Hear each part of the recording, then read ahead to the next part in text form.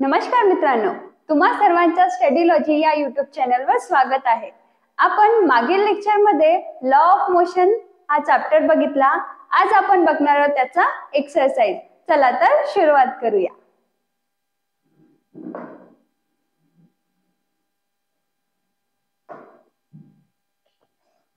आपला एक्सरसाइज मधला पहिला क्वेश्चन आहे, match the first column with appropriate entries in the second and third column and remake the table. काय म्हटलेलं आहे इथे आपल्याला मॅच द पेअर दिलेले आहे, पण इथे किती बॉक्सेस दिले आहेत? 3, कॉलम 1, कॉलम 2 अँड कॉलम 3। या तिघांना पण आपल्याला अप्रोप्रिएट ऑर्डर मध्ये लिहायचं आहे। आणि आपल्याला काय म्हटलं आहे, रिमेक द टेबल। आपल्याला पुन्हा टेबल बनवायचं आणि करेक्ट सिक्वेन्स मध्ये लिहायचं आहे। तर काय लिहिलंय फर्स्ट कॉलम मध्ये? Negative acceleration, positive acceleration, zero acceleration. म्हणजे काय, इथे ऍक्सेलरेशनचे टाइप्स लिहिले आहेत, पॉझिटिव्ह, निगेटिव्ह अँड झिरो। आता सेकंड कॉलम मध्ये काय लिहिलंय? The velocity of object remain constant, the velocity of object decreases, the velocity of object increases. म्हणजे काय, निगेटिव्ह ऍक्सेलरेशन म्हणजे काय, पॉझिटिव्ह ऍक्सेलरेशन म्हणजे काय? म्हणजे पॉझिटिव्ह ऍक्सेलरेशन मध्ये वेलोसिटी काय होते, घटते, वाढते, तर ते। आणि झिरो ऍक्सेलरेशन म्हणजे काय, याची डेफिनेशन किंवा वेलोसिटीचा काय होतो इथे। आणि मग आपल्याला कॉलम थर्ड मध्ये याचे एक्झाम्पल दिले, जसं अ car initially at rest reaches a velocity of 50 km/h in 10 seconds, a vehicle moving with velocity of 25 m/s। तर आपल्याला हे आधी अरेंज करायचं। तर सर्वात आधी आपण निगेटिव्ह ऍक्सेलरेशन बघू। निगेटिव्ह ऍक्सेलरेशन म्हणजे काय, जिथे काय होत होती, वेलोसिटी कमी होत होती, डिक्रीज होत होती, काय, विथ रिस्पेक्ट टू टाइम। तर आपण कॉलम 2 मध्ये बघू, असं कोणतं ऑप्शन आहे का जिथे वेलोसिटी डिक्रीज होत आहे असं लिहिलंय? फर्स्ट मध्ये काय लिहिलंय, रिमेन कॉन्स्टंट, हा येणार नाही। नंतर काय लिहिलंय, the velocity of object decreases. तर आपण याच्याशी पेअर करू। निगेटिव्ह ऍक्सेलरेशन च्या समोर काय, the velocity of object decreases. नंतर थर्ड कॉलम मध्ये काय बघू आपण, याचा एक्झाम्पल।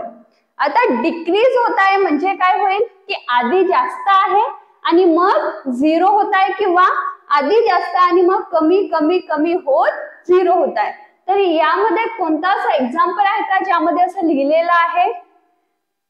बघा कुठे लिहिलेलं आहे, a vehicle moving with the velocity of 10 m/s and stop after 5 second. काय म्हणताय, आधी तो 10 m/s नी चालत होता, मूव्ह करत होता, आणि नंतर मग काय झाला, स्टॉप झाला। आता स्टॉप झाला म्हणजे काय, त्याची वेलोसिटी काय झाली, झिरो। आधी 10 होती आणि मग काय झाली, 5 सेकंड नंतर झिरो झाली। म्हणजेच काय, हा कशाचा एक्झाम्पल आहे, निगेटिव्ह ऍक्सेलरेशनचा। तर आपण याच्या समोर लिहिलं। पुढे काय, पॉझिटिव्ह ऍक्सेलरेशन। आता जसं निगेटिव्ह ऍक्सेलरेशन मध्ये काय होतं, तर वेलोसिटी डिक्रीज होत होती, तसं पॉझिटिव्ह ऍक्सेलरेशन मध्ये काय, वेलोसिटी इनक्रीज होईल। तर इथे ऑप्शन मध्ये the velocity of object increase. आणि याचा एक्झाम्पल काय येईल, a car initially at rest reaches a velocity of 50 km/h in 10 second. Initially at rest म्हणजे काय, रेस्टवर आहे म्हणजे तिची वेलोसिटी झिरो आहे आणि तो झिरो पासून स्टार्ट करत आहे, तर त्याची वेलोसिटी किती होत आहे, 50 किलोमीटर। म्हणजे 0 to 50 इनक्रीज होत आहे, वेलोसिटी इनक्रीज होत आहे, म्हणजे काय, पॉझिटिव्ह ऍक्सेलरेशन। हा कशाचा एक्झाम्पल आहे, पॉझिटिव्ह ऍक्सेलरेशन। आता झिरो ऍक्सेलरेशनचं बघू। झिरो ऍक्सेलरेशन मध्ये काय होतं, आपली वेलोसिटी कॉन्स्टंट राहते, काय, the velocity of object remain constant. आणि याचा एक्झाम्पल म्हणजेच काय, a vehicle moving with a velocity of 25 m/s। तो एकाच वेलोसिटीने मूव्ह करत आहे, म्हणजेच काय, झिरो ऍक्सेलरेशन। ठीक आहे, अशा प्रकारे हा चार्ट आहे।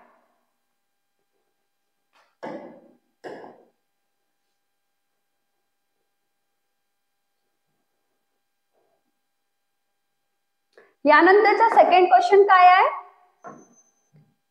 Clarify the differences. आपल्याला इथे डिफरन्स बिटवीन सांगायचं आहे। तर पहिलं काय, डिस्टन्स अँड डिस्प्लेसमेंट. डिस्टन्स आणि डिस्प्लेसमेंट मधला डिफरन्स सांगायचा आहे. सर्वात आधी आपण डिफरन्स लिहिताना काय करतो, पहिला पॉइंट म्हणजे आपली डेफिनेशन, सेकंड पॉइंट म्हणजे त्याविषयी काहीतरी जर क्वांटिटी असेल तर स्केलर आहे की वेक्टर आहे, त्यानंतर त्याचं एक्झाम्पल, अशा प्रकारे आपण लिहितो. तर डिस्टन्स आधी आपण बघू. डिस्टन्सचा आधी डिफरन्स सांगताना आपण काय लिहू, त्याची डेफिनेशन काय, it is the defined as the length of actual path travelled by an object in motion. काय डिस्टन्स काय आहे, ऍक्च्युअल पाथ लेंथ. ठीक आहे. आणि त्याच्याच बरोबर डिस्प्लेसमेंटची डेफिनेशन काय लिहू आपण, it is defined as the shortest distance between the starting and finishing point. Starting to finishing point मधला जो काही शॉर्टेस्ट डिस्टन्स आहे, मिनिमम डिस्टन्स आहे, तो काय आहे, आपला डिस्प्लेसमेंट. नंतर सेकंड पॉइंट मध्ये काय लिहायचं आपल्याला, किती स्केलर आहे की वेक्टर आहे. तर आपला डिस्टन्स काय आहे, स्केलर क्वांटिटी आहे, आणि आपलं डिस्प्लेसमेंट काय आहे, वेक्टर क्वांटिटी आहे. आपण स्केलर वेक्टर कसं लक्षात ठेवू, जसं आपण स्पीड म्हटलं होतं, स्पीड काय आहे, स्केलर क्वांटिटी आहे, आणि वेलोसिटी काय आहे, वेक्टर क्वांटिटी आहे. तर आपण जेव्हा स्पीडची डेफिनेशन सांगतो तेव्हा काय म्हणतो, टोटल डिस्टन्स, टोटल टाइम. तर आपण स्पीडची डेफिनेशन सांगताना डिस्टन्सचा वापर करतो, म्हणजेच डिस्टन्स सुद्धा स्केलर क्वांटिटी आहे. आणि जेव्हा आपण वेलोसिटीची डेफिनेशन सांगतो तेव्हा आपण डिस्प्लेसमेंट शब्द यूज करतो. तर डिस्प्लेसमेंट काय झालं आपलं, वेक्टर क्वांटिटी, असं आपण लक्षात ठेवू. नंतरचा पॉइंट काय, the values of distance are always positive. ठीक आहे. आपण बघितलं होतं डिस्टन्स काय असतं, आपलं ऍक्च्युअल लेंथ असतं, म्हणजे आपण जेवढं काही चालत आहोत ते म्हणजे झालं आपलं डिस्टन्स. तर तो काय पॉझिटिव्ह राहील. आणि डिस्प्लेसमेंट काय म्हणताय, कॅन बी पॉझिटिव्ह, निगेटिव्ह और झिरो. आपण झिरो कसं येतं आपण बघितलं होतं, सर्क्युलर मोशन मध्ये तो एकाच पॉइंट वर स्टार्ट करतो आणि त्याच पॉइंट वर पुन्हा येतो, म्हणजे काय, त्याचं डिस्प्लेसमेंट काय आहे, झिरो आहे. तर हे झालं आपलं डिफरन्स.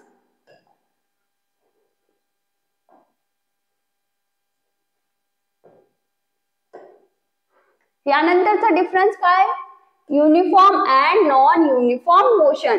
आपण युनिफॉर्म म्हणजे सरळ काय शिकलो होतो, की जसं आपण शाळेत जाताना सेम ड्रेस घालून जातो, सेम युनिफॉर्म घालून जातो. म्हणजे युनिफॉर्म म्हणजे काय, सेम, किंवा आपण म्हणून जसं आपण मोशनची गोष्ट करतो तर त्यामध्ये काय असेल, स्पीड सेम असेल. बघा इथे सेम वर्ड आला, म्हणजे काय, आपण त्याला युनिफॉर्म मोशन असं म्हणू. तर आता युनिफॉर्म अँड नॉन युनिफॉर्म मोशनचा डिफरन्स. पहिला आपण काय लिहू, त्याची डेफिनेशन काय, when an object cover an equal distance in equal time interval it is said to be in uniform motion. जर एखादं object equal distance equal time मध्ये कव्हर करत आहे म्हणजेच काय, तो युनिफॉर्म मोशन मध्ये आहे. आणि नॉन युनिफॉर्म म्हणजे काय, आपण असं लिहू की तो अनइक्वल डिस्टन्स इक्वल टाइम मध्ये कव्हर करत आहे, त्याला काय म्हणू आपण, नॉन युनिफॉर्म मोशन. त्यानंतरचा सेकंड पॉइंट काय, आपण बघा एक ग्राफ बघितला होता ज्यामध्ये युनिफॉर्म मोशनचा ग्राफ डिस्टन्स टाइम ग्राफ होतं, त्यामध्ये आपल्याला एक स्ट्रेट लाईन मिळाली होती. तर तो पॉइंट सुद्धा आपण इथे लिहू शकतो की जेव्हा युनिफॉर्म मोशनचा ग्राफ असतो ज्यामध्ये आपण डिस्टन्स टाइम ठेवतो तर आपल्याला स्ट्रेट लाईन मिळते. तर काय लिहू आपण, the distance time graph obtain in the case of uniform motion is a straight line graph.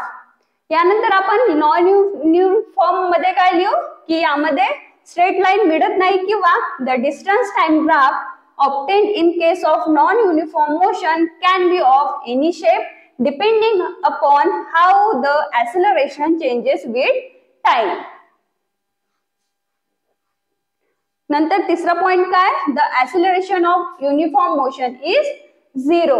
काय म्हटलं आहे, आपलं ऍक्सिलरेशन काय असेल, झिरो असेल. आता झिरो म्हणजे काय की तो कॉन्स्टंट आहे, कारण बघा युनिफॉर्म मोशन मध्ये आपण काय म्हटलं की त्याच्यामध्ये स्पीड कॉन्स्टंट आहे. स्पीड कॉन्स्टंट आहे म्हणजे काय, वेलोसिटी चेंजेस होत, स्पीड चेंजेस होत नाही, आणि आपली ऍक्सेलरेशनची डेफिनेशन काय असते?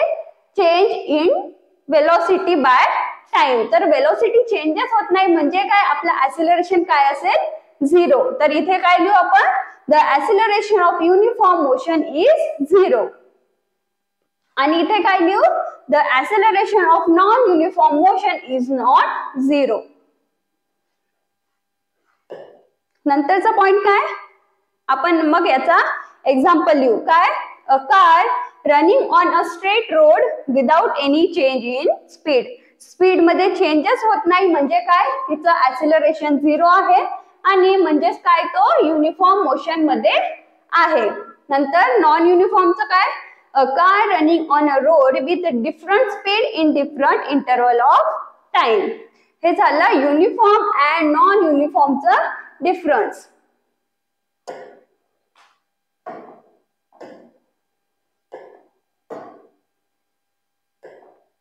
यानंतर तिसरा क्वेश्चन काय आहे? Complete the following table. आपल्याला टेबल दिलेला आहे आणि त्याला आपल्याला कंप्लीट करायचं आहे. आपण बघू शकतो इथे आपल्याला टेबल मध्ये काय दिलेलं आहे. आपण हे कुठेतरी बघितलं. कुठे बघितलं? न्यूटन्स लॉ ऑफ मोशन किंवा आपण त्याला म्हणू इक्वेशन ऑफ मोशन, ज्यामध्ये आपण 3 इक्वेशन बघितले होते. तर त्यामध्ये हा पहिला इक्वेशन आहे आणि इथे काहीतरी आपल्याला व्हॅल्यूज दिलेले आहेत. त्या व्हॅल्यूज घेऊन आपल्याला इथे जसं v ची व्हॅल्यू म्हणजे फायनल वेलोसिटीची व्हॅल्यू काढायची आहे, तर यामध्ये इनिशियल वेलोसिटीची व्हॅल्यू काढायची आहे. म्हणजे आपल्याला इथे प्रत्येक वेळेस हा फॉर्म्युला यूज करून वेगवेगळ्या व्हॅल्यूज काढायच्या आहेत. तर सर्वात आधी आपण हा फॉर्म्युला लिहू. काय? v equals to u plus at. यामध्ये आपल्याला v ची व्हॅल्यू काढायची आहे. u काय आहे आपला? 2. ऍक्सेलरेशन काय आहे? 4. टाइम किती आहे? 3. काय आपला आन्सर? 14 metre per second. ठीक आहे. आणि यानंतर नेक्स्ट काय काढायचं आपल्याला? इथे इनिशियल वेलोसिटी. यासाठी सुद्धा आपण आधी फॉर्म्युला लिहू.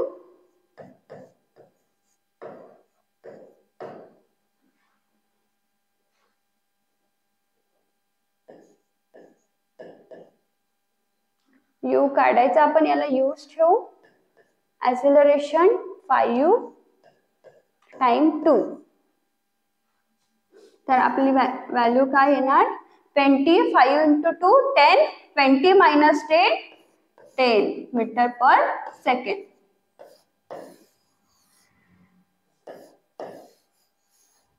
हे झालं. आता आपल्याला ही व्हॅल्यू मिळाल्यानंतर हा पुन्हा टेबल बनवायचा आणि हे व्हॅल्यू ठेवून कंप्लीट करायचा आहे.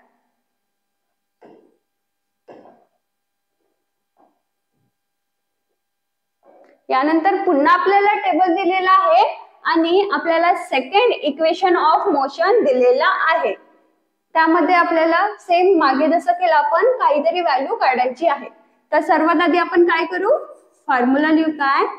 s equals to ut plus half at square.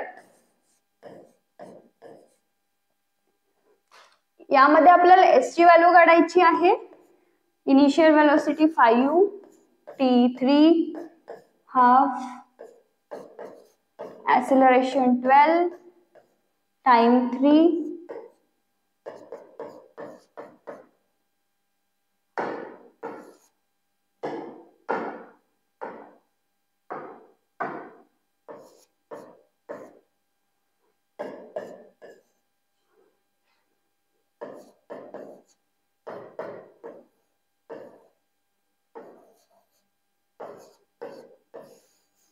हे आलं आपलं distance.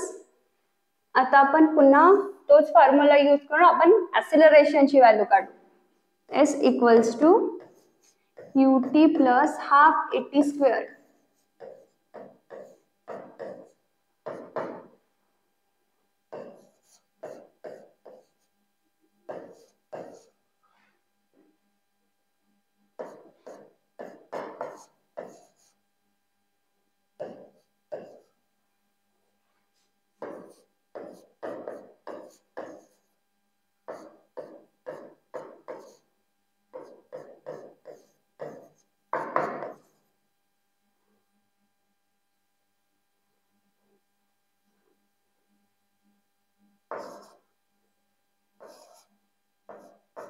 92 minus 28 64 equals to 8a आणि आपला acceleration काय आला 8 मीटर पर सेकंड स्क्वेअर.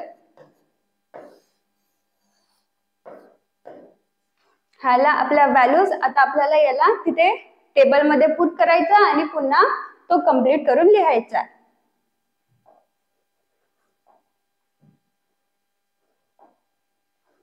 यानंतरचा पुन्हा आपल्याला तोच दिलेला आहे आणि आपल्याला थर्ड इक्वेशन ऑफ मोशन दिलेला आहे. तो आता आपण बघूया.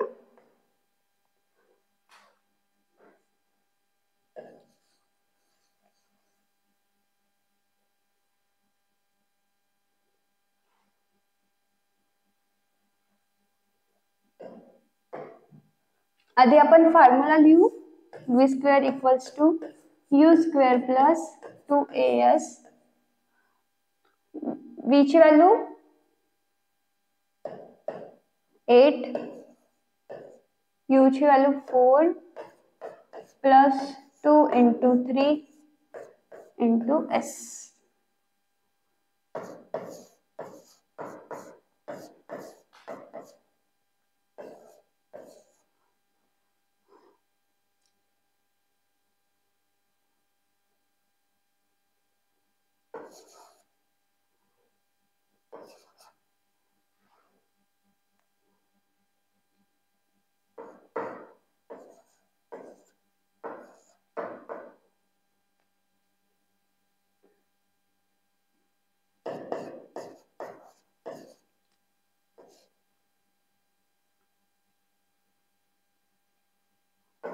S equals to 8 meter.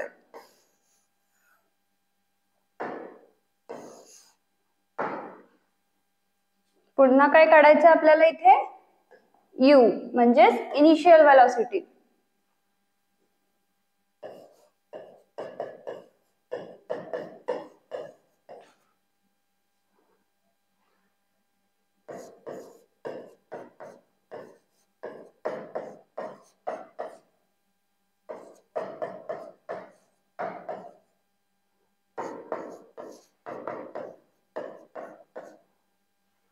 Into 5 10 10 into 8.4 84. Therefore u square equals to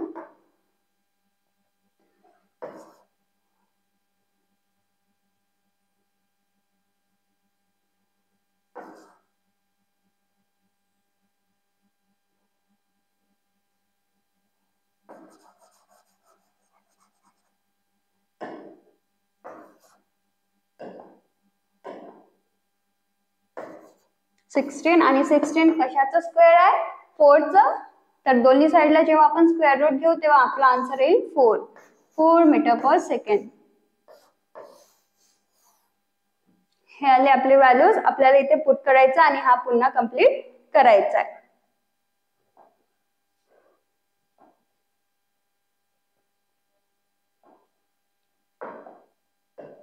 यानंतरचा question काय complete the sentence and explain them. आपल्याला खाली दिलेले सेंटेन्सेस कंप्लीट करायचे म्हणजे फिलिंग द ब्लँक सारखं आणि पुन्हा त्यांना काय करायचे आपल्याला एक्सप्लेन करायचं. तर सर्वात आधी काय आहे A the minimum distance between the start and finish point of motion of an object is called as. आपण बघितलं तिथे डिस्प्लेसमेंट मध्ये काय होतं the distance between starting and finishing point काय होतं आपलं डिस्प्लेसमेंट. तर आपला आन्सर काय येईल डिस्प्लेसमेंट. आता आपण त्याचं एक्सप्लेनेशन कसं देऊ. Displacement means the shortest distance between the start and end points of the motion. ठीक आहे. Displacement is scientific term related to speed and distance. This displacement represents how body moves from one position to another, that is the shortest distance between its motion starts and ending point. काय आपलं displacement काय आहे the distance between starting and ending point. ठीक आहे. आपला जो काही shortest distance आहे between starting and ending point तो काय आपला डिस्प्लेसमेंट. आणि displacement is the scientific term related to speed and distance. Displacement represent how body move from one position to another. आपण असं एक्सप्लेनेशन देऊ शकतो. यानंतरचं काय आहे B, deceleration is fill in the blank acceleration. काय म्हटलं आहे डिॲक्सेलरेशन काय आहे? आपण जेव्हा पॉझिटिव्ह निगेटिव्ह झिरो ॲक्सेलरेशन बघताना बघितलं होतं की डिसेलरेशन म्हणजे काय होतं आपलं निगेटिव्ह ॲक्सेलरेशन. तर या फिल इन द ब्लँक मध्ये काय येईल आपला आन्सर निगेटिव्ह. आपण त्याचं एक्सप्लेनेशन कसं देऊ? When the speed of an object decreases, कारण निगेटिव्ह ॲक्सेलरेशन मध्ये काय होतं आपला वेलोसिटी डिक्रीज होते. Over a period of a time it is said to have negative acceleration. जेव्हा आपलं टाइम सोबत आपली वेलोसिटी डिक्रीज होत जाते त्याला काय म्हणतो आपण negative acceleration. The final velocity of object is less than the initial velocity. काय म्हणताय आपली फायनल वेलोसिटी आपल्या इनिशियल वेलोसिटी पेक्षा कमी असेल. दॅट इज बघा फायनल वेलोसिटी साठी इथे v दिलेला आहे, v is less than u. According to the formula the acceleration is v minus u by t become negative. काय म्हटलं आहे आपण जेव्हा acceleration काढतो, acceleration काढताना काय करतो आपण द चेंज बिटवीन. आता चेंज कसं काढतात फायनल मायनस इनिशियल, आणि आपल्या निगेटिव्ह ॲक्सेलरेशन मध्ये काय म्हणत आहे आपली फायनल वेलोसिटी इनिशियल वेलोसिटी पेक्षा कमी असेल तर आपल्या फॉर्म्युलानुसार आन्सर असं यायला पाहिजे. पण आपली फायनल वेलोसिटी इनिशियल वेलोसिटी पेक्षा कमी आहे म्हणजे काय होऊन जाईल छोट्या व्हॅल्यू मधून जेव्हा आपण मोठी व्हॅल्यू मायनस करतो तर आपला आन्सर निगेटिव्ह मध्ये होतो. तर त्यामुळे आपण याला निगेटिव्ह ॲक्सेलरेशन किंवा डिसेलरेशन असं म्हणू.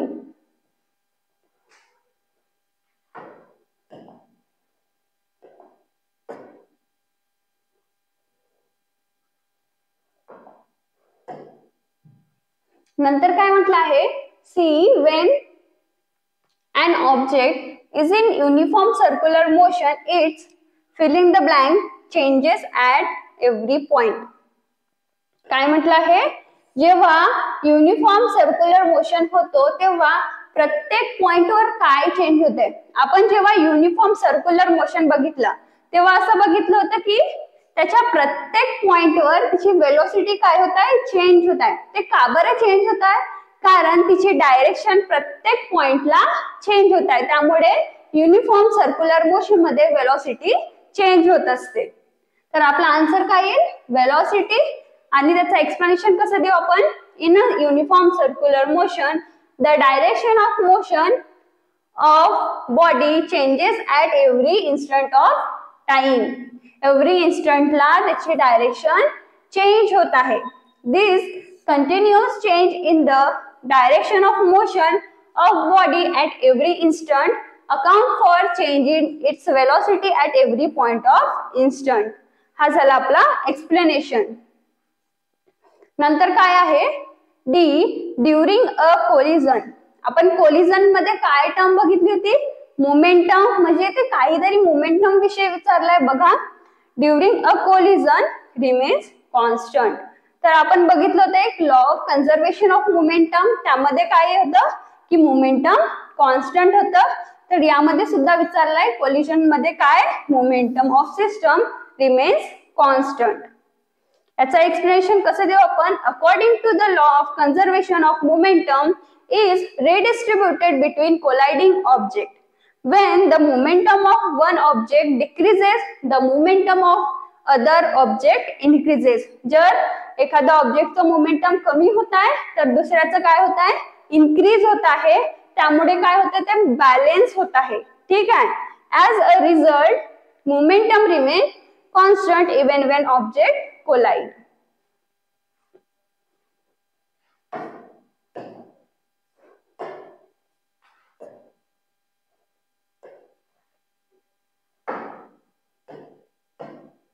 काय आहे पुढे E the working of a rocket depends on Newton's which law of motion.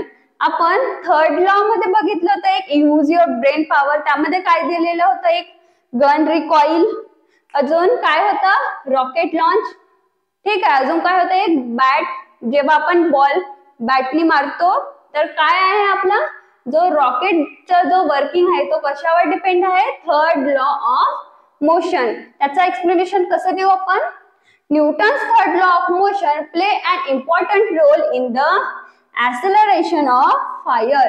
When fuel is heated in fire, a chemical reaction takes place and it's burned. काय म्हणता आहे, जेव्हा आपण रॉकेट लॉन्च करायचं असतं तेव्हा त्यामधील फ्युएल हीट होते आणि त्यामध्ये केमिकल रिएक्शन होते आणि तो बर्न होतो. Free gases escape through small hole in the tail of the ground side of fire ball. They exert an equal and opposite reaction force on fire. Due to this reaction force, the fire arrow accelerates forwards. ठीक आहे, हा झाला आपला explanation.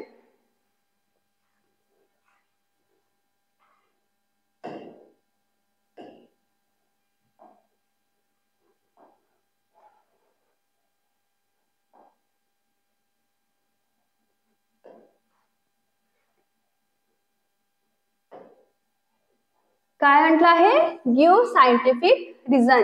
आपल्याला काहीतरी खाली sentences दिलेले आहेत, क्वेश्चन दिलेले आहेत, त्यामागील आपल्याला सायंटिफिक रिझन द्यायचे आहे. पहिलं काय आहे, when an object falls freely to the ground its acceleration is uniform. काय म्हटलं आहे, एखादा ऑब्जेक्ट जेव्हा फ्रीली फॉल करतो म्हणजे फ्रीली ग्राउंडवर जेव्हा पडतो तेव्हा त्याचा युनिफॉर्म काय आहे, त्याचा ऍक्सेलरेशन काय आहे म्हणताय, युनिफॉर्म. आता आपण जेव्हा एखादा ऑब्जेक्ट वर फेकतो तो खाली येतो का बरं, ड्यू टू ग्रॅव्हिटी. ग्रॅव्हिटी काय आहे, ऍक्सेलरेशन ड्यू टू ग्रॅव्हिटी. आता जेव्हा आपण एखादा ऑब्जेक्ट वर फेकत आहोत तो नुसतं आपला फ्री फॉल म्हणजे काय होतं की तो एकाच म्हणजे आपल्या ग्रॅव्हिटेशनल फोर्सच्या अंडर पडत आहे फक्त, म्हणून काय होतं त्यावर ग्रॅव्हिटी लागतं आणि तो फ्री फॉल करतो. आता फ्री फॉल करताना आपलं एकच फोर्स लागतो, एकच ऍक्सेलरेशन ड्यू टू ग्रॅव्हिटी. म्हणजेच काय, त्याच्यावर एकच ऍक्सेलरेशन ड्यू टू ग्रॅव्हिटी लागते आणि त्यामुळे काय तो युनिफॉर्मली खाली पडत असतो, त्यावर कुठलाही दुसरा फोर्स लागत नाही. When an object falls freely to the ground, it is under the effect of constant force. बघा आपण काय म्हटलं की तो फक्त ग्रॅव्हिटेशनल फोर्सच्या अंडर पडते.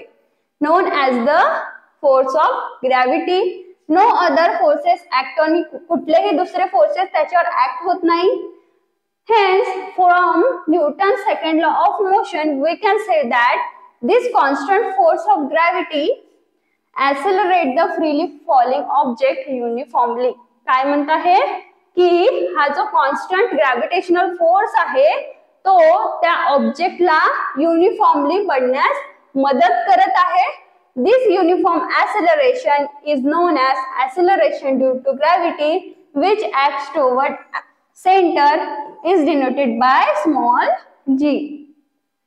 हे याचा मागचं रिझन आहे काय की तो फक्त एका फोर्सच्या अंडर इन्फ्लुएन्स मध्ये पडत आहे, कोणत्या, ग्रॅव्हिटेशनल फोर्सच्या. त्यामुळे त्यावर एकच फोर्स लागत आहे. आणि आपण सेकंड लॉ ऑफ मोशन मध्ये बघितलं होतं, काय बघितलं होतं, जर एखादा ऑब्जेक्ट फक्त त्याच्यावर बाकी कुठला फोर्स लागत नाही तर तो एकाच फोर्सच्या अंडर इन्फ्लुएन्स मध्ये ऍक्सेलरेट होईल. नंतर बी काय आहे, even though the magnitude of action force and reaction force are equal and their direction are opposite, their effect do not get cancelled.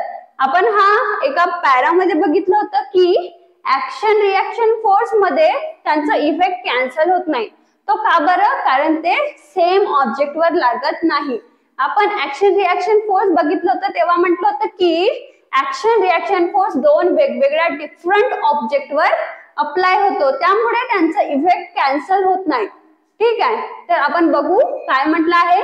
When two bodies interact, the action and reaction forces came into action. Even though their magnitude is the same, and their direction is opposite.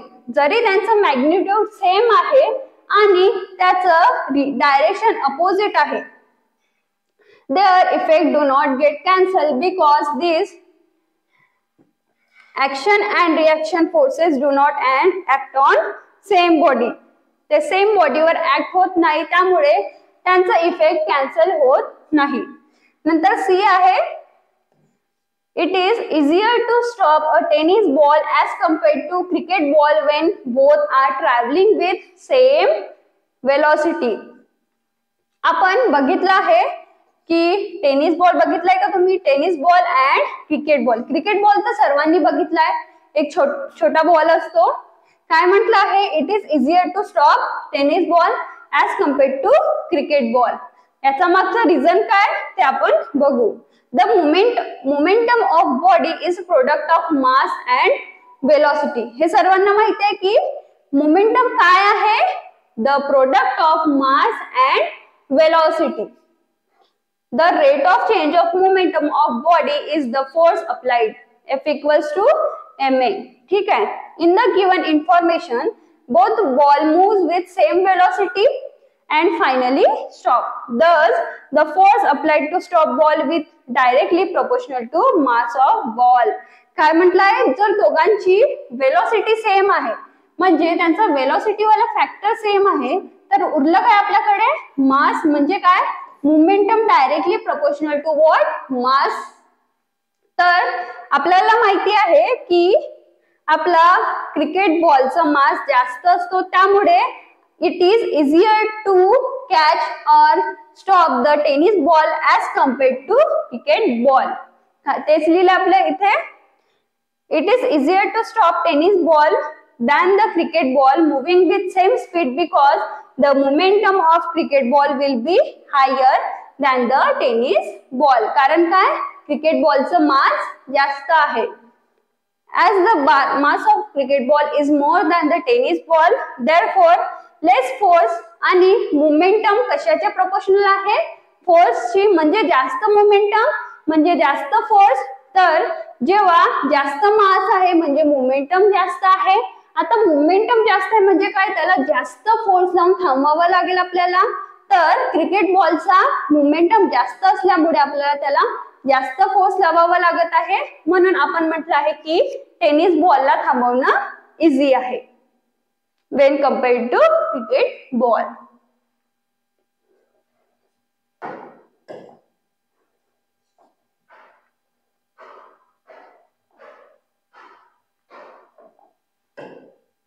यानंतरचा काय आहे? The velocity of an object at rest is considered to be uniform. काय म्हटलं आहे?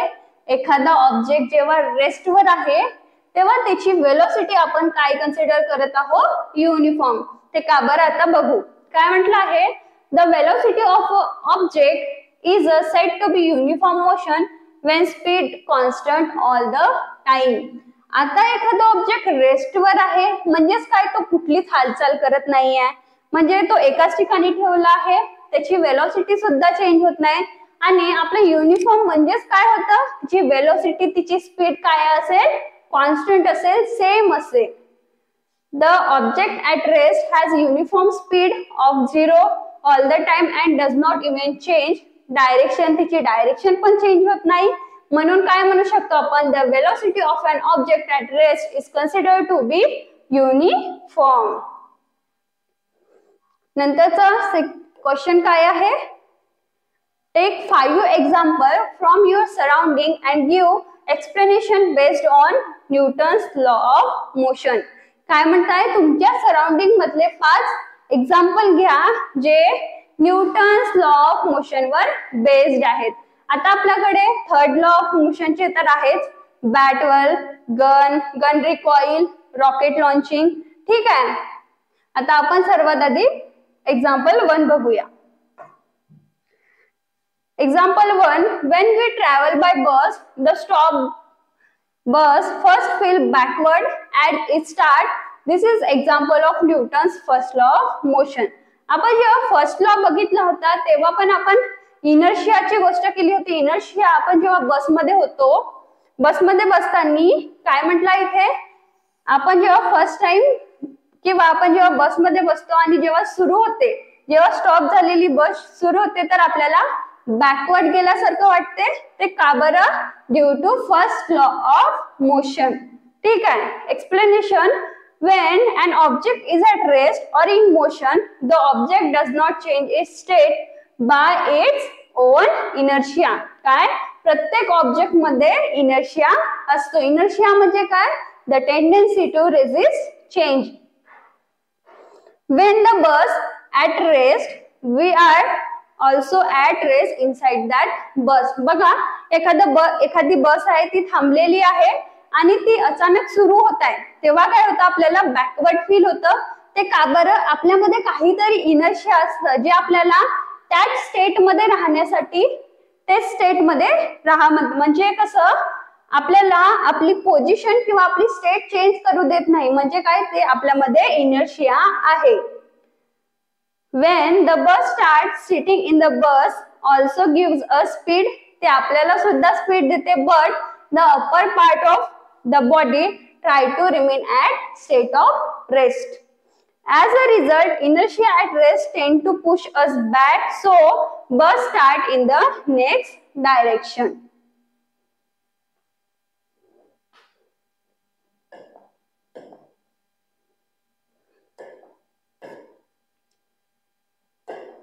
नंतर example 2.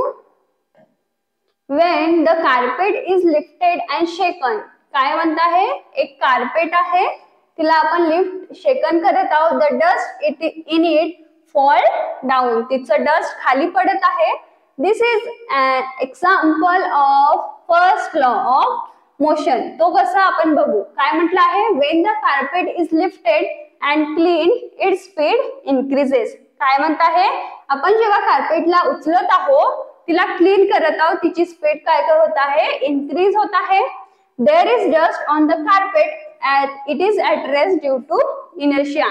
त्यामधील जो dust आहे तो काय? रेस्ट वर आहे ड्यू टू काय? Inertia. Shaking remove the dust particle from the carpet.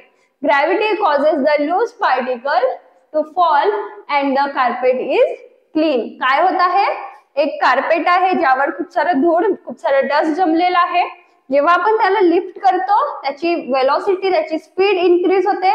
त्यावर बसलेला धूळ काय आहे? त्यामध्ये इनर्शिया आहे.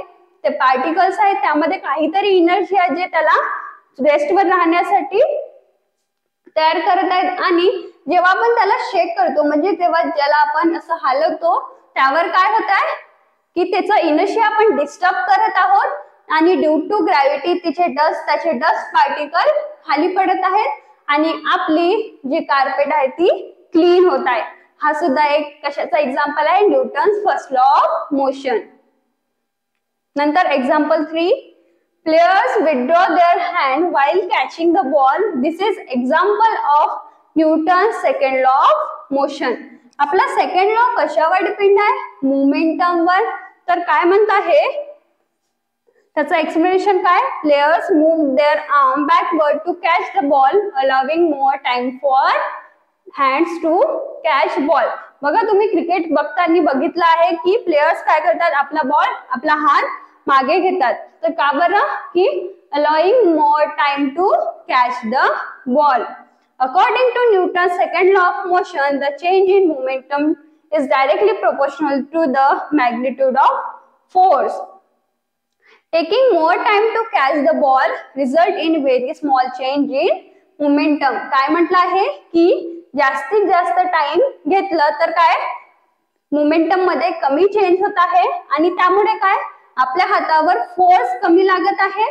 Therefore, the player catches the ball with less force and his hand is not jerked. ठीक आहे.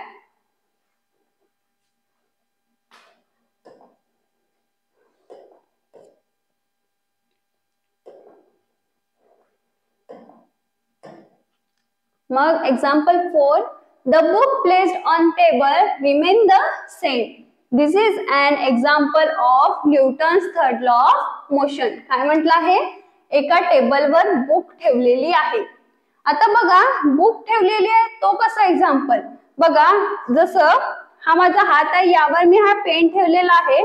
यामुळे काय होत आहे, हा रेस्टवर का बरं आहे, हा पेन सुद्धा याच्यावर काहीतरी फोर्स अप्लाय करत आहे माझ्या हातावर आणि माझा हात सुद्धा याच्यावर फोर्स अप्लाय करत आहे. हे दोन्ही कॉन्टॅक्ट मध्ये आहेत, म्हणजे यामध्ये ऍक्शन रिएक्शन फोर्स असू शकतो.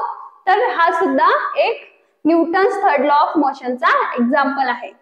एक्सप्लेनेशन काय, a book placed on the table has some weight is the force exerted on table. तो काहीतरी फोर्स अप्लाय करत आहे, काहीतरी फोर्स एक्सर्ट करत आहे. According to Newton's third law of motion, action and reaction force act simultaneously. Hence the force exerted on book toward table and the weight of book balance. ठीक है. Also the two forces are balanced and there is no acceleration. बघा आपण बघितलं होतं की balance force जेव्हा होतं तेव्हा त्याचा नेट फोर्स काय असतं, 0 असतं, म्हणजे त्यामध्ये कुठलाही ऍक्सेलरेशन येणार नाही. Hence the book placed on table remain stationary. त्यामुळे काय होत आहे, तो बुक स्टेशनरी आहे. नंतर example 5, a balloon filled with air goes forward when released from the hand. This is example of Newton's third law of motion. आपण हे खूपदा केलाय. आपण बलून मध्ये हवा भरतो आणि त्यानंतर काय करतो, तिची हवा हळू हळू हळू सोडत जातो. तर हा कशाचा एक्झाम्पल आहे, third law of motion. As the air, त्यामधली एअर काय होते, खाली येत जाते. आपण जी एअर त्यामध्ये टाकलेली आहे ती एअर बाहेर निघत जाते आणि त्यामुळे ऍक्शन रिएक्शन फोर्स लागतो. It's एक्झर्ट्स equal opposite force on the balloon pushing the balloon forward. त्यामुळे काय होत आहे, तो बलून फॉरवर्ड समोर जात आहे. हे झालं न्यूटन्सचे लॉ एक्झाम्पल.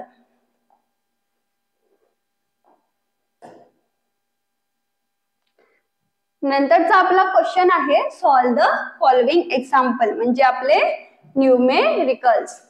सर्वात आधी आहे, an object moves 18 meter in first 3 seconds, 22 meter in next 3 seconds and 14 meter in last 3 seconds. काय म्हटलं आहे, एक ऑब्जेक्ट आहे, तो आधी 18 मीटर चालत आहे किती सेकंड मध्ये, 3 सेकंड मध्ये. नंतर 22 मीटर चालत आहे 3 सेकंड मध्ये आणि मग 14 मीटर चालत आहे 3 सेकंड मध्ये. तर यामधले काय म्हणत आहे, व्हॉट इज ऍव्हरेज स्पीड. ठीक आहे, म्हणजे काय, तो एकूण किती मिनिट चालत आहे, किती second, 3 second, 3 second and 3 second, किती 9 सेकंड. आणि यांना जर आपण ऍड केलं तर किती होईल, 33 मीटर.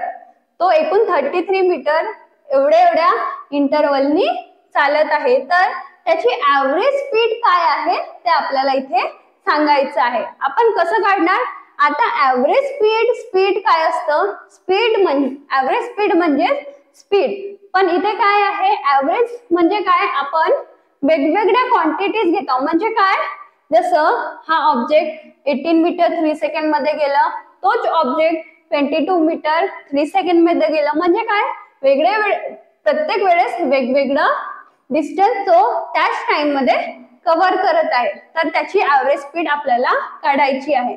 तर आपण काय करू, आधी सर्व डिस्टन्सला ऍड करू आणि सर्व टाइमला ऍड करू आणि मग आपण त्याचा नॉर्मल स्पीड काढू. तर सर्वात आधी आपण न्यूमेरिकल सॉल्व करताना काय लिहितो, given data.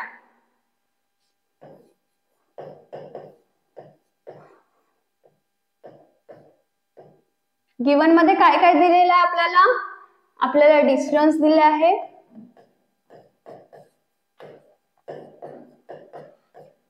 18 metre, 22 metre and 14 metre आणि टाइम.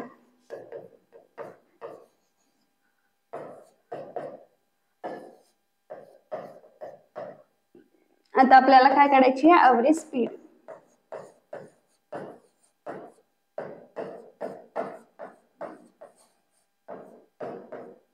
आधी काय करू आपण, डिस्टन्सचा add, 18 plus 22 plus 14 upon 3 plus 3 plus 3.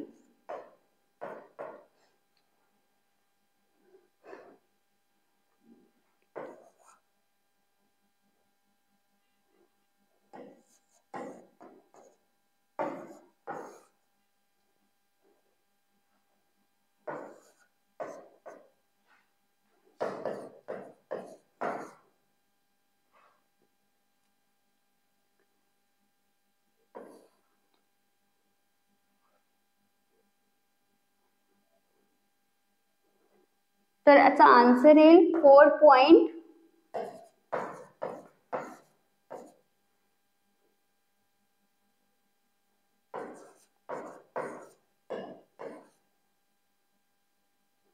4.9 something, 4.8.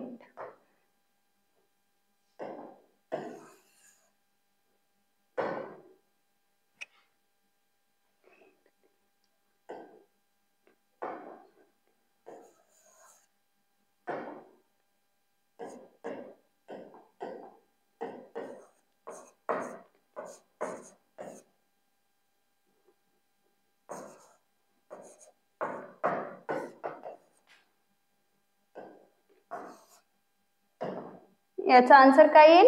18 + 22 + 14 54. 54 divided by 9 काय येईल आपला आन्सर? 6. Speed metre per second. आता आपण इथे एक वर्ड मध्ये लिहू. काय लिहू? Object average speed is.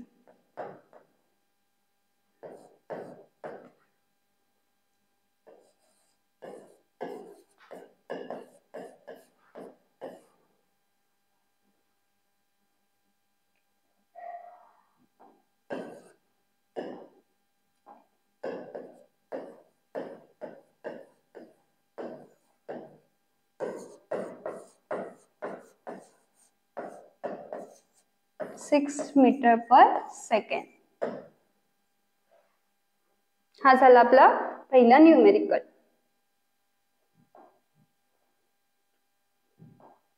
पुढचं काय आहे? An object of mass 16 kg is moving with an acceleration of 3 meter per second square. Calculate applied force. If the same force is applied on an object of mass 24 kg, how much will be the acceleration? काय म्हटलं आहे? एक object आहे, त्याचा मास आहे 16 kg. तो त्याचा acceleration काय आहे? 3 मीटर पर सेकंड स्क्वेअर. आणि आपल्याला त्याचा फोर्स काढायचा आधी. तर आपण सर्वात आधी गिवन लिहूया. गिवन मध्ये आपल्याला दिलेला आहे mass of object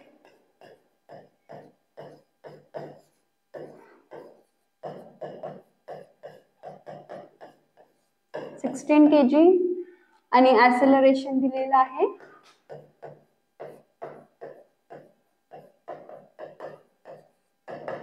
3 metre per second square. ठीक आहे. आता आपल्याला याचा फोर्स काढायचा आहे. फोर्स कसं काढतो आपण? Force equals to mass into acceleration. Mass दिलेला आहे 16, ऍक्सेलरेशन दिला आहे 3. आपला आन्सर येईल 48. आणि काय होईल? युनिट काय होईल? फोर्सचं युनिट न्यूटन. म्हणजे आपला फोर्स आला 48 न्यूटन. आता सेकंड पार्ट मध्ये काय म्हणत आहे? इफ द सेम फोर्स, म्हणजे आपण जो काढलेला फोर्स आहे तोच फोर्स पुन्हा एका ऑब्जेक्ट वर लावला, त्याचा मास आहे 24 kg, तर तो किती ऍक्सेलरेशन प्रोड्यूस करेल ते आपल्याला काढायचं आहे. तर आपण कसं काढणार? हा आपल्याला फोर्स इथे यूज करायचा आहे. काय करू आपण? तोच formula, force equal to mass into acceleration. आपल्याला इथे काय काढायचं आहे? ऍक्सेलरेशन. फोर्स आपण 48 न्यूटन घेणार, मास काय घेणार? 24 अँड ऍक्सेलरेशन काय येईल? 2 मीटर पर सेकंड स्क्वेअर. आपलं ऍक्सेलरेशन काय आला? 2 मीटर पर सेकंड स्क्वेअर. आपण याला वर्डिंग मध्ये कसं लिहू? an object applied force is.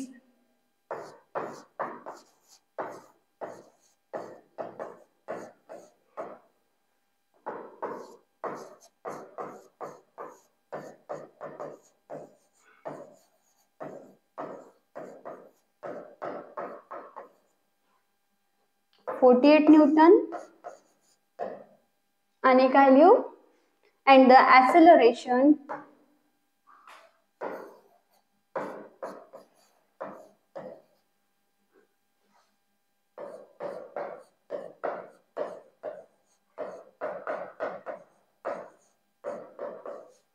2 metre per second square.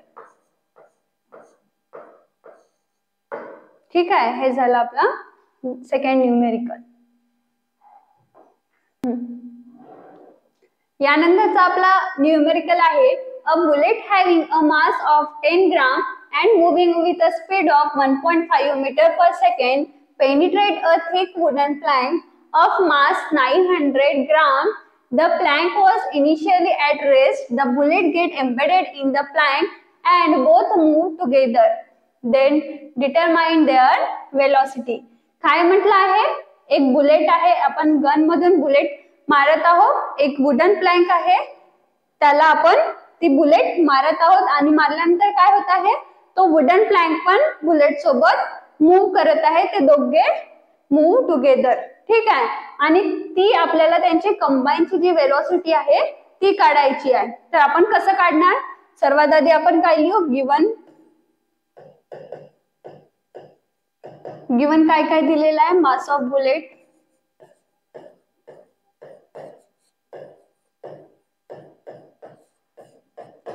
काय दिलेलं आहे, 10 ग्राम. आता 10 ग्राम आहे, आपल्याला याला केजी मध्ये कन्वर्ट करायचं आहे, तर काय करू आपण, 10 इंटू, आणि ग्राम साठी आपल्याला काय करावं लागते, आपण 100,000 ने डिवाइड करतो.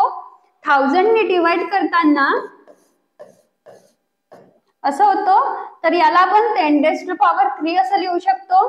आणि जेव्हा हाच न्यूमरेटर मध्ये येतो तर हा साइन मायनस मध्ये होतो, म्हणजे काय, 10⁻³ असंच आपण प्लॅंकचं सुद्धा करणार. मास ऑफ प्लॅंक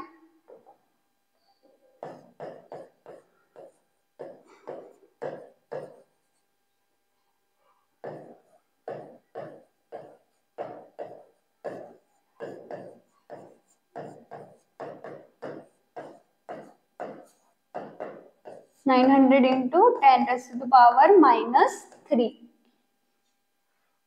आणि आपण याला केजी मध्ये कन्वर्ट केला, म्हणजे केजी मध्ये आला हा आपला आन्सर. आणि आपल्याला काय दिलेले आहे, प्लॅंक वॉज इनिशियली रेस्ट, म्हणजे काय, तिची वेलोसिटी काय आहे, 0. ठीक आहे, आता आपल्याला इथे कोणता फॉर्म्युला लावावा लागेल, बघा इथे काय म्हटलं आहे, बुलेट आहे, बुलेट नंतर मग तिची वेलोसिटी कशामध्ये जात आहे, वुडन प्लॅंक, म्हणजे आपण इथे मोमेंटमचा फॉर्म्युला लावू शकतो का, की ज्यामध्ये काय होत आहे, मोमेंटम कन्झर्व होत आहे, मोमेंटम कॉन्स्टंट आहे. तर काय लिहू आपण, P initial equals to P म्हणजे काय, मोमेंटम.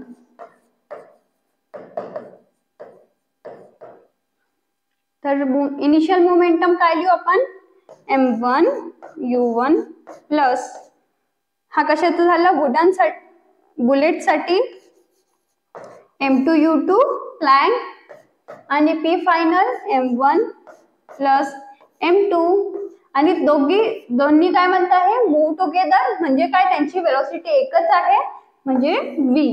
ठीक आहे, आता आपण m1 लिहू, आपलं mass of bullet,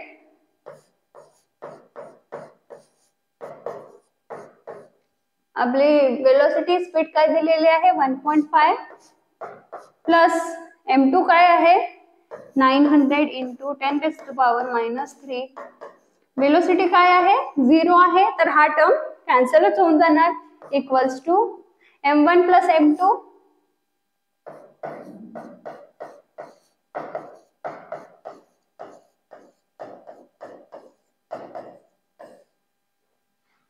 into v.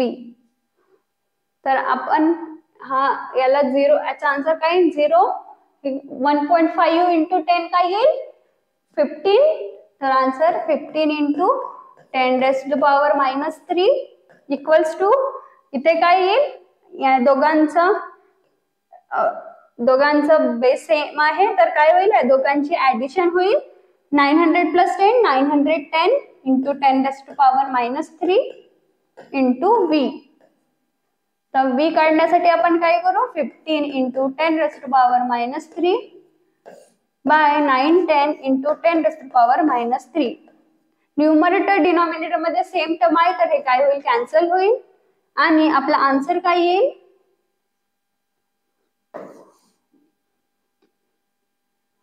0.0165 metre per second. ठीक आहे, ह्याला आपला आन्सर. पण आपल्याला क्वेश्चन मध्ये काय दिलेलं होतं, ग्राम मध्ये दिलेलं होतं, म्हणजे काय सीजीएस युनिट दिलेलं होतं. तर आपण याला सीजीएस युनिट मध्ये सुद्धा कन्वर्ट करून लिहू शकतो. ते म्हणजे कसं 1.65 सेंटीमीटर पर सेकंड. ठीक आहे, हे झालं आन्सर. आपण वर्ड मध्ये काय लिहू, देअर वेलोसिटी इज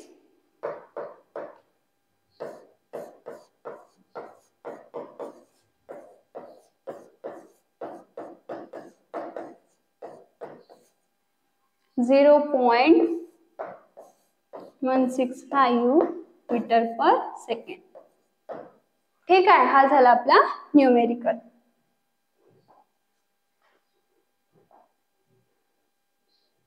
नंतरचा आहे D. A person swims 100 metre in first 40 second, 80 metre in next 40 second and 45 metre in last 20 second. What is average speed. जसं आपण फर्स्ट सॉल्व केला होता तसंच हा सुद्धा करायचा आहे. तर आधी आपण काय लिहू, गिवन काय दिलेलं आहे आपल्याला, डिस्टन्स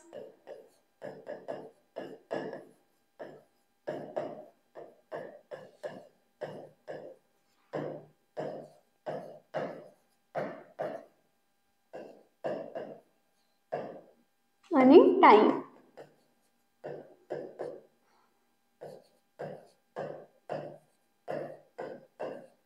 आणि काय करायचं आहे, ऍव्हरेज स्पीड.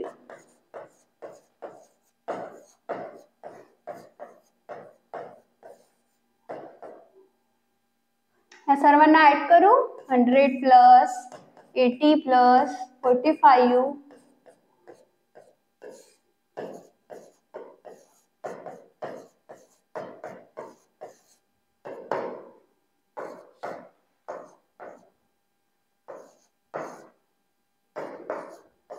आता आन्सर काय येईल, 2.25 मीटर पर सेकंड. काय लिहू, अ पर्सन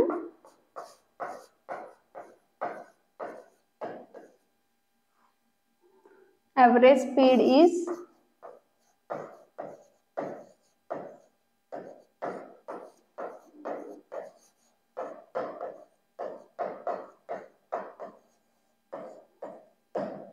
ठीक आहे, हे झालं आपला न्यूमेरिकल. अशा प्रकारे आपला एक्सरसाइज संपला आहे. तुम्हाला आमचा आजचा लेक्चर आवडला असेल तर व्हिडिओला लाईक करा आणि असेच उपयोगी व्हिडिओ बघण्यासाठी आमच्या चॅनलला सबस्क्राईब करा. चला तर पुन्हा भेटूया आपल्या पुढच्या लेक्चरमध्ये. Bye bye.